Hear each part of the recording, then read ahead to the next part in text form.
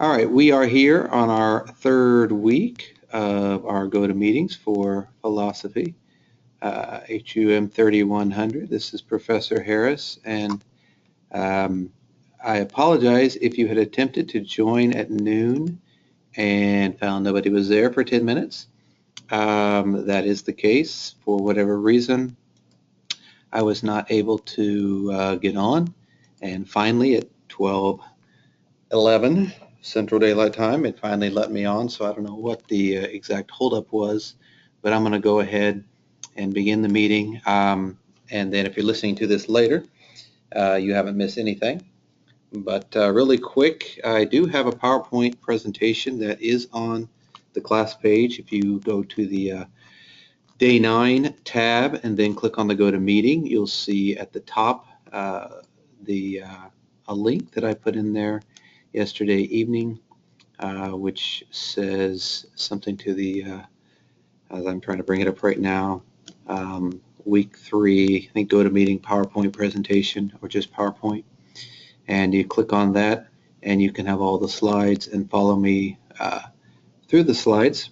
I'll try to remind you when we are switching to another slide, and that way you can keep up with us, keep up with me. Just making sure I'm bringing it up here on my screen right now so that I'm telling you exactly what you should be seeing on your screen. So again, yeah, you click under week 3, click day 9, then click GoToMeeting. And then at the very top, you should see week 3, GoToMeeting PowerPoint presentation. Click on that. It's very likely by the time that you get around to this, I will have put in the link for the to listen to this, so it may be the second one on there, but it's the one that says PowerPoint presentation. As I did last week, and I thank you for those that did this to help me get attendance, I ask you, of course, to email me, let me know you were on, and to include a phrase or word in the email or in the subject. And I will tell you today, July 18th, my wife and I, Betsy, are celebrating our 24th anniversary. And so if you just put anniversary, the word anniversary, either in your email or acknowledge that you heard me say this or in the subject, that way I can take best I can, an accurate attendance of who was able to join us on the GoToMeeting. So if you've got your PowerPoint up, and you go to the second slide where it says week 3 schedule, there is our schedule for the week. And of course, right now, part of your homework is the GoToMeeting Epistemology intro, which we are doing right now. Then for today, you'll notice that you do have 2 items that are to be, if you want them on time, graded on time, to be done today. The first is the journal entry, impressions, or your initial impressions of epistemology, and you can put that up there. And then in addition, you are, of course, today, part of your homework is to read Descartes' Meditations Intro 1 and 2, sections 1 and 2, not all of it. You'll be doing sections 3 or section 4 later next week. You are to read sections 1 and 2, and then you're to post in the discussion thread the nature of doubt in meditations. And so those are the 2 assignments that you're required to post today. You also, of course, to help you with your other journal entry, we have 2 journal entries due this week. The first one that is due today, of course, the one, Initial Impressions of Epistemology, and your second, due by the end of the week, is My Impressions of Skepticism. And to help you with those, there's a number of videos there. Those are mostly short videos, and you can read those and help you understand skepticism, Hume, and the theory of knowledge, and there are several parts of those you need to kind of take a look at. Again, those are very short. Some of them are 5, 6, 8 minutes. Shouldn't take you too long at all to go through those, and they will be very helpful. A lot of those videos are very succinct. They're concise. They get right to the point, and that they give you some good information without, and I know we have such a value of our time, without taking up too much of your time, being too unrealistic. All right, so the next slide, we're going to get right into epistemology. And if you begin reading in the chapter for this week, starting on page 49, you'll find that one of the first things it has is a thought experiment. And I'm going to kind of go over those three parts of that thought experiment as sort of the intro. And I think this will be very helpful if you've not experienced epistemology, or at least maybe you haven't heard the phrase. I'm sure you have experienced it, because if anybody's ever used their mind to think, then they have basically dealt with epistemology. But here's the thought experience, and it basically asks you to place a quarter on the table, and you'll see the picture there on the slide of a quarter, a standard US quarter, on a table there. And of course, if you looked at it, even if you didn't even see the image of George Washington and the lettering that is there, you would at least see what looks like a circular patch of silver. All right. Then, what if you look at an angle? So you're looking at it at the table, and then all of a sudden you slide back away from the table, not too far, but you slide away.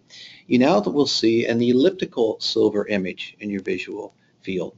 All right, so as you go back to slide 2 again, you saw a nice circle, and then slide 3, now you have sort of an elliptical silver image. Slide 4, if you look at it on its straight edge, or look at its edge straight on, and you kind of down, you have to drop yourself down to the level of the top of the table and look across, you would see basically a silver line. It'd be a little shinier than what the image is there on the screen, but you would see, if you could see it, if you get your eyes just right, basically just what would appear to be a silver line.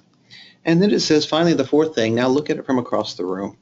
The item in your visual field now becomes a very small silver speck.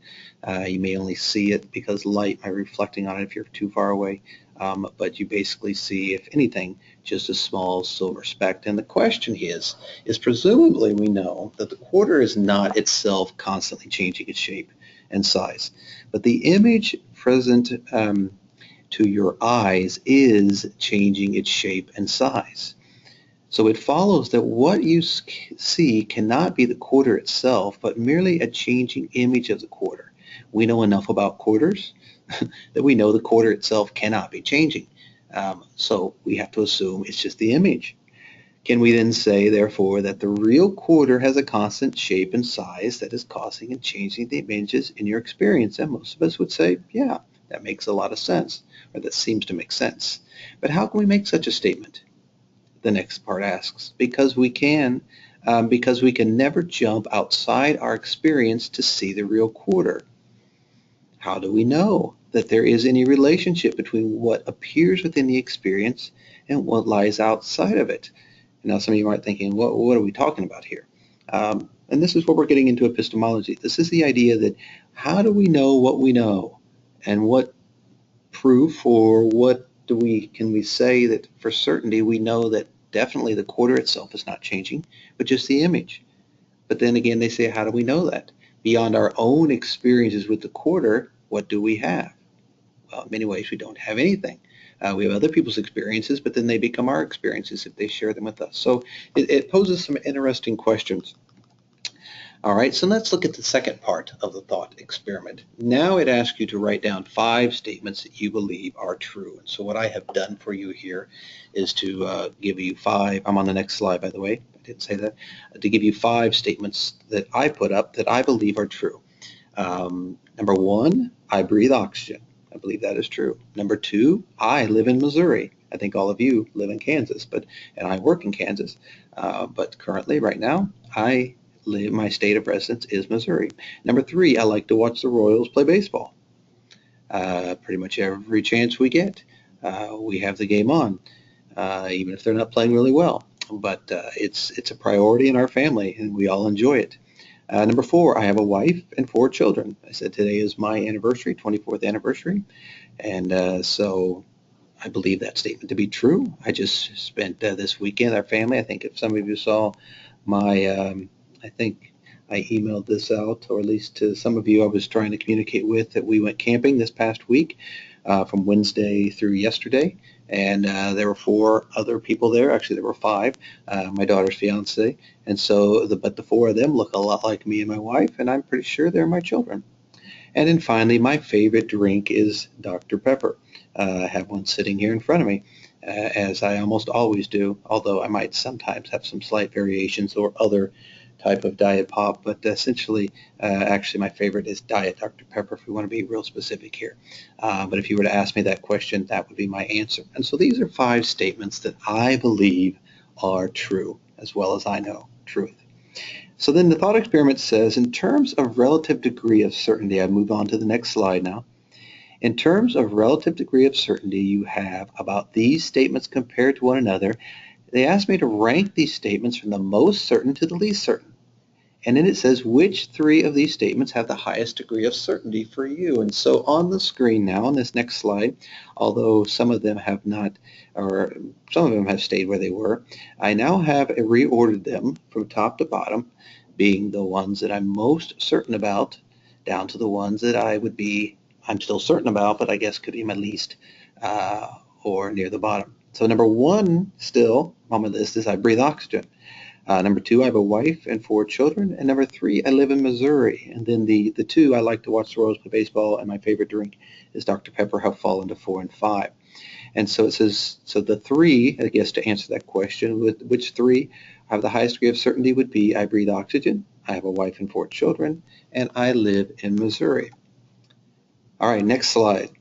Then it asks the question, why these 3? And here are my explanations on why I can give certainty, I believe, or a higher degree of certainty to the truth in these 3 statements. Number 1, I breathe oxygen. What do I know about oxygen? I know that humans cannot live without oxygen. I'm a human, thus I couldn't be alive without oxygen, without breathing oxygen, and thus I can pretty much have a high level of certainty that I breathe oxygen. Number 2, I have a wife and 4 children. Now, how can I prove this? Well, I have a marriage license. I have birth certificates for my children that would help me prove this. And I can physically see and experience each of them. I see them on a daily basis, or at least in the case of my older children, rather often. Younger children are still at home, so I see them obviously on a daily basis, and I see my wife almost every day. And so these are things I can experience myself, and if you need proof, I can show you a marriage license, and I can show you birth certificates which have my name on them, as well as either my wife or my children. And number 3, I live in Missouri. I have a driver's license that states that. I have a mortgage on the home in Missouri that says it's my where I live. I have tax papers that show that I paid tax to the state of Missouri. I have a number of other documents that could prove that I live in Missouri. So I am pretty certain of these 3, and not only that, I believe I could prove them to you if that question came about. So on to the next slide. The next slide then says, for the remaining 2 statements, try to imagine conditions or new information that would raise doubts about their truth. How plausible are these possible doubts? And so I thought about number 4. I like to watch the Royals play baseball. Well then, what if somebody came up to me and says, that is not true? Look at your statement, and if I tell you that's not true, what could be some possibilities that could make that not true? Well, okay, so I thought about it. Maybe I only enjoy watching the Royals when they win. So maybe it's not that my statement, I like to watch the Royals play baseball. Maybe the statement should be, I like to watch the Royals when they win. Or maybe I actually like watching baseball. Maybe I just like baseball and just happen to live in the Kansas City area, that I happen to have been following the Royals. And so and that's the one game that's going to be on almost every time I want to see a baseball game. And so maybe it's just baseball, or maybe I like watching the fans. Maybe I like when the cameras pan around and see the different fans. Maybe that's why I'm really watching the games. Or maybe I just like listening to the announcers. Or maybe it doesn't matter who or what team is playing. Maybe there are some other possibilities. And so then I began to question, well, do I really like to watch the Royals play baseball? I believe I do. It makes sense, but there are some other answers that may make me think differently, and we could go on and on about that. What about my favorite drink is Dr. Pepper? Well, I began thinking about it, and I said, well, I'm pretty sure, I think in the statement there it says I may have never. Well, I know I have never tried every drink. Therefore, I don't really know what my favorite drink is, do I? I guess my statement should say, of all the drinks I've ever tasted, I believe Dr. Pepper is my favorite. But there was a time, I can remember 20 years ago, when Diet Mountain Dew was by far my favorite. And then when they came out with Code Red Diet Mountain Dew, that was my favorite. And then the red dye and that began to doing stuff to my stomach that didn't make me feel real good. And even Diet Mountain Dew, I no longer seem to have much of a taste for in mass quantities, just because it also is not, as I get older, for whatever reason, it seems to affect my stomach. So maybe Diet Dr. Pepper isn't my favorite. So I began to doubt that. And how plausible are these possible doubts? Well, they seem rather plausible. Now, I believe I like to watch the Royals play baseball, and if you were to ask me that, I'm 99.9% certainty of that. But maybe there's other things. And I believe that Diet Dr. Pepper is my favorite drink, but with these other things, issues raised, maybe there's some possibility that it may not be 100% the case. And so then the next slide says, among the three statements that have the highest degree of certainty, which one would be the least likely to doubt? So we go back to my top three. That I breathe oxygen, I have a wife and 4 children, and I live in Missouri. So now of those three, which is the one that I, and maybe anybody else, would be least likely to doubt, and why? And after thinking about it, I had to come to the conclusion that number one would be, and the one that would be least possibility of any doubts, would be I breathe oxygen. And the reason is because, to the best of my knowledge, since this is a statement that is true for all humans, it would be hard, not only for myself, but for any other human to disprove this statement. Science, this is not a highly sophisticated understanding of science. They know that H2O, not water, sorry, they know that O2 is oxygen. And so as a result, they know that that's what the body needs when it intakes it. Of course, we expel, we don't expel oxygen, we expel carbon dioxide, but we have basically a body that needs oxygen. And so every human needs oxygen. And so we know that life can't exist without oxygen. And so it is that life-giving force that we need.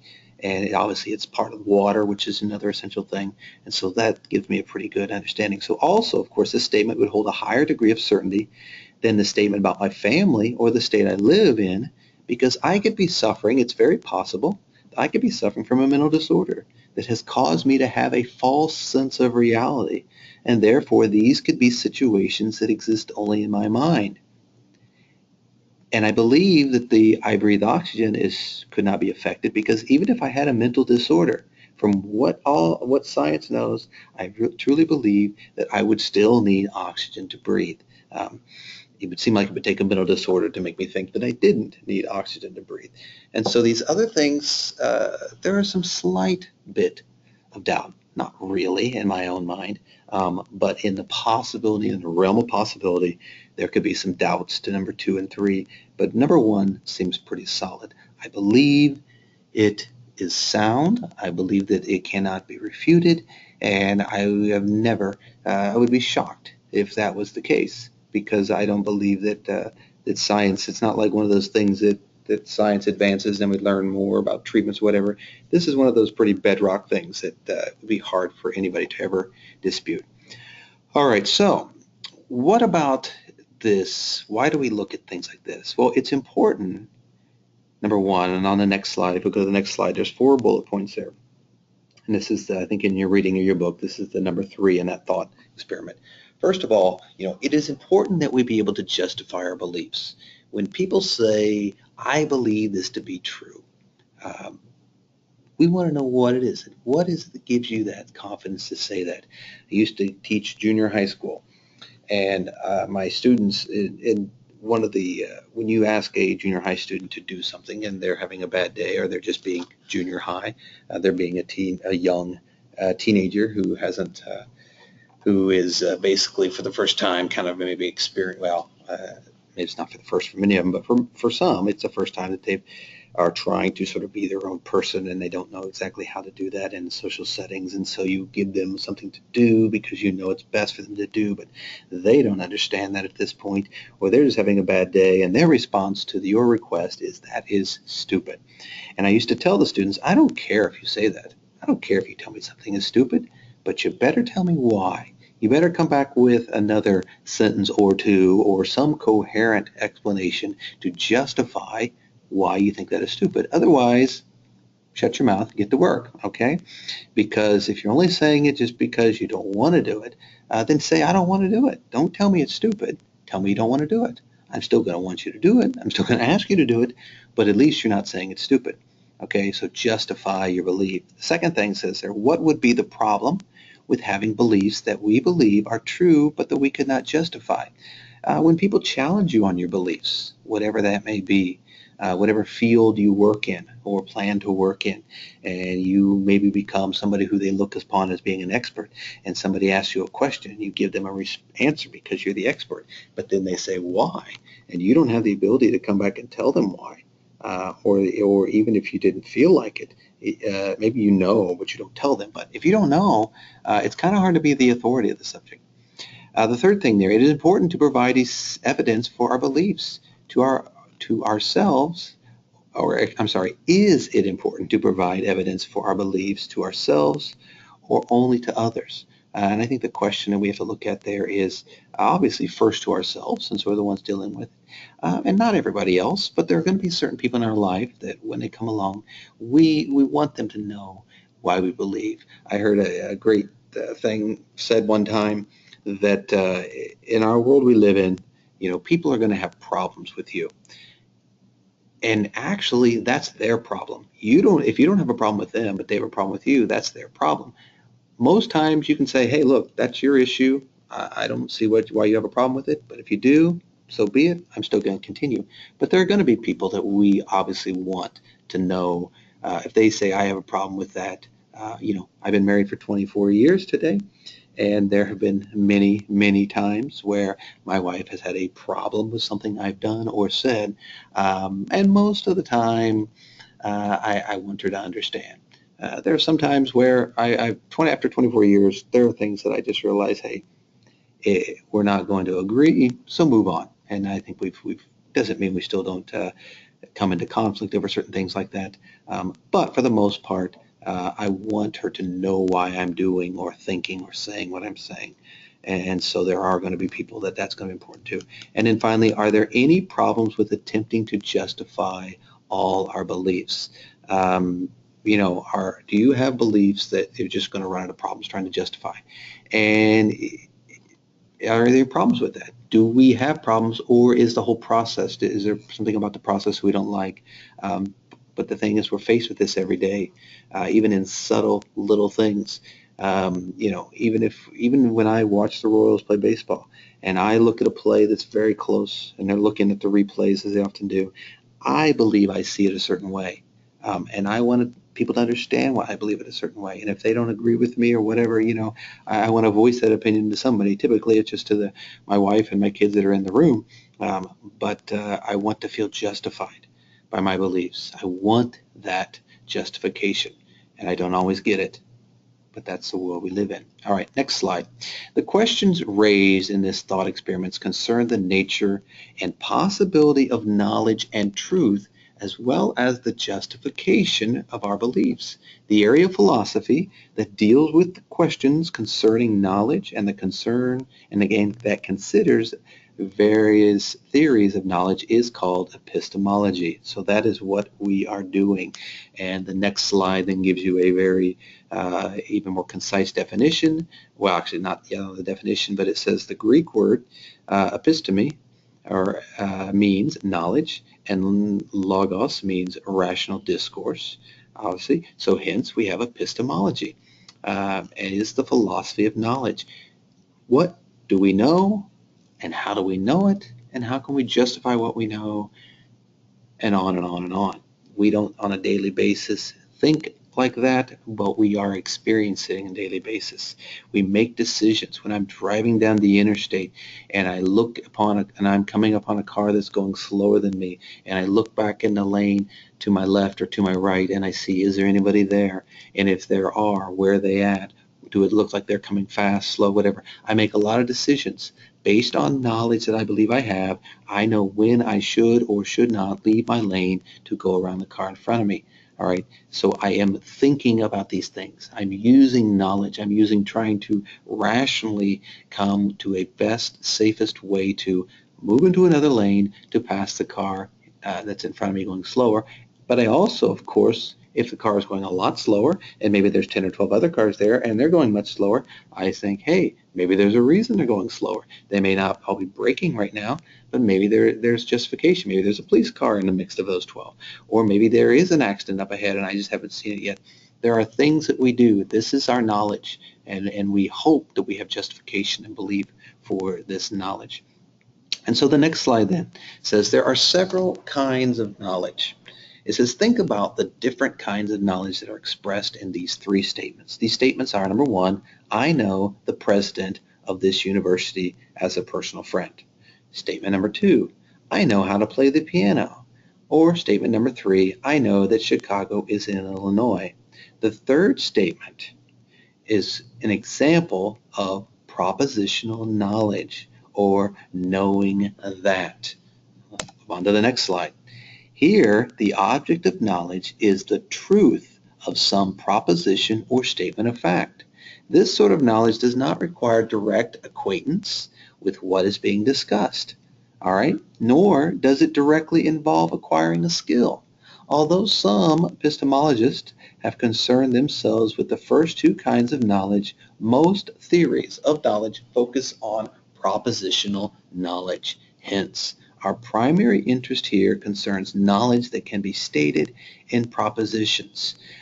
I breathe oxygen, okay, because, or I could say it this way, because all humans breathe oxygen and I am a human, therefore I breathe oxygen. That is a propositional statement. That is a statement saying there is a fact there, that I need oxygen to live. The only way I get typically, or the way I get oxygen, I can drink water and get oxygen from that. But typically, there's oxygen in my blood, but you got to breathe it in. You have to get that oxygen in there somehow in a way that is most apropos or beneficial to my body, and thus I'm going to breathe oxygen. I am making a statement of truth. But epistemology, some people who study it say, but how can we really know? How can we know what we know to be true? And is there even anything called truth? And obviously we live in a world today who claims, the majority, that they want to say there is no propositional truths. There is no definite foundational truths. There's nothing that we can, but yet they all live their lives with certain things that they believe are true. And if you challenge them on their beliefs, they're going to argue pretty strongly that their belief, they may say it's better than your belief, but what they're really saying is, I believe it to be true. And so we live in a world that claims, and you're going to look at a lot of philosophers this week, and Hume and others, who are going to make very intelligent sounding philosophical statements and arguments that you're going to say, they have some good points. But what I always say is, remember, and this is so important, I know we're in a class of philosophy, but you can't live philosophy. You philosophize in your head. You live with your feet on the ground, experiencing the world. And so always, philosophies may make a lot of sense in the classroom and when listening to a lecture and reading in a book, but you always got to play these out in the real world, because we don't live in our philosophical minds. We live in a real world. And so when you read and look at these guys, these skeptics and the rationalists and then all these other individuals, remember that many of them were sitting around thinking. And yeah, they've experienced some things, and their experiences in life, because nothing in life that we think is not first something we've experienced, and the experience can be even what somebody tells us, what we see with our eyes, what we feel with our hands. Those are all avenues of experience. But epistemology then says, how can I know that these experiences, what they're telling me, is this and that, and how do I know this to be true? And so some interesting things that are going to be discussed this week, and important things, obviously, but at the same time, always keep that in the back of your mind. This is the philosophical realm. It's not the practical realm. It's highly important because we think in the philosophical, and then we live in the practical. And when the philosophical goes into the practical and it doesn't work, then we have to return to the philosophical and to think about it some more, or to get more experiences to help reshape and help us keep focused on that. All right, that is the end of the intro to epistemology. I think I've given you more than enough to write a journal post today telling me your initial impressions of epistemology, which is due. Here it is, Monday, July 18th, due by 11:59 p.m. tonight for full credit.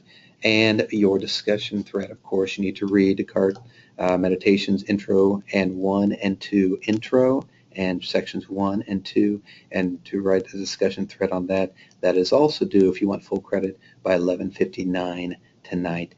Please, again, put in your subject or in the email that you're sending me for your attendance something about anniversary, or acknowledging that I said today was me and my wife's 24th anniversary, or just put the word anniversary in the subject. That will be sufficient to get your attendance.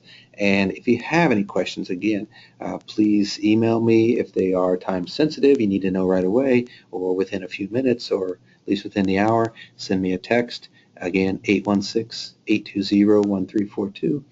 And put your name in the text too. I forget to remind people that. I know there's only 6 of you in this class, but I need to know exactly who it is I'm speaking to, especially if you're asking me about an assignment that you have due, or if I know who's I'm talking to or who sent me the text, it sure makes it easier, and I know I can respond and ask you that, but just go ahead and stick that in there.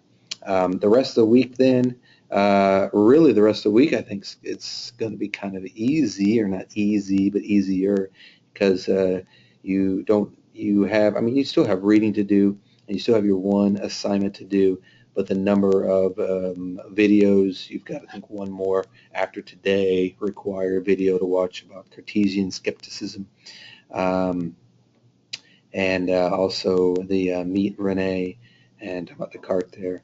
And then and that's a crash course in philosophy video. Those are good. I'm not sure if we've watched any of those yet, but we're going to be watching a lot of the crash course to philosophy these last 2 weeks. It's good stuff, and it'll help you out there quite a bit. So do take advantage of those videos. They're short. Wednesday, of course, you do have a discussion thread over constructivism and relativism. I've already talked about relativism a little bit in week 1, so that should not be new, although this might be a little slight twist. And then you do have a quiz, essay quiz, rationalism, imperialism, skepticism. And then there's also a homework quiz, constructivism and relativism. The difference there being one is due on Wednesday for full credit, the other would be due by Thursday, end of the day Thursday for your full credit. And then on Friday you have a long essay you're asked to write on realism or anti-realism in science. And just to get a heads up, obviously we're entering week 3. Next week is week 4, the last week. I'm still waiting on a couple papers from a couple of you that I have not heard from, but those of you have turned in your papers and got your grades. I was very impressed, very pleased with those papers. Again, I wasn't so much concerned about overly your opinion or the content. I was looking, can you research a topic? Are you able to look at the topic, look at the issues, add some philosophy in it? And most of you did a great job.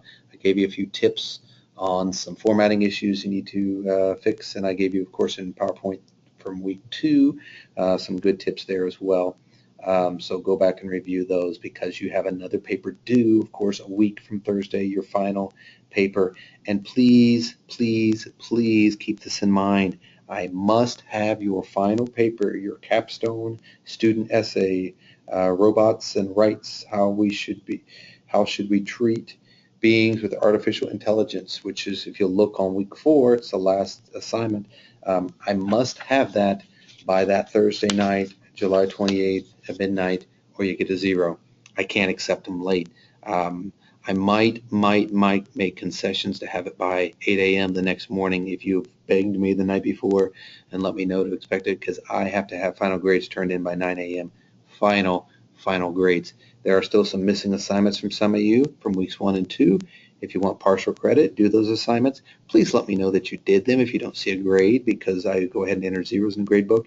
I try to go back through daily and see if anything else has been added, but some things can get missed if you're not turning them in on the day they're due. And so you got to do your part. Let me know they're there. Any other questions you have, you have ways to get a hold of me.